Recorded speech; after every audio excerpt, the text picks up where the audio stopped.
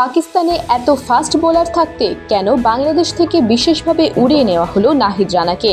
শুধু একটি final match খেলানোর জন্য? প্রশ্নটা নিশ্চয়ই আপনার মাথায়ও ঘুরছে, আর উত্তরটা লুকিয়ে আছে তার পারফরমেন্সেই। যাকে পিএসএল ফাইনালের মতো বড় মঞ্চে বিশেষভাবে দলে অন্তর্ভুক্ত করা হয়, আর তিনি প্রমাণ করে দিয়েছেন কেন তাকে বেছে নেওয়া হয়েছিল। ফাইনাল ম্যাচে আগুন ঝরানো বোলিং, মাত্র 22 রান দিয়ে 2 উইকেট, সঙ্গে একটি মেডেন ওভার। শুধু তাই নয়, পিএসএল ফাইনালের ইতিহাসে তৃতীয় বোলার হিসেবে মেডেন করেছেন তিনি, আর বিদেশিদের মধ্যে প্রথম। এর আগে এই তালিকায় ছিলেন ইমরান খান ও খুশদিল শাহ। এবার সেই তালিকায় যোগ হলো নাহিদের নাম। আর বড় মুহূর্ত, তার বলে গোল্ডেন ডাক হয়েছেন গ্লেন ম্যাক্সওয়েল।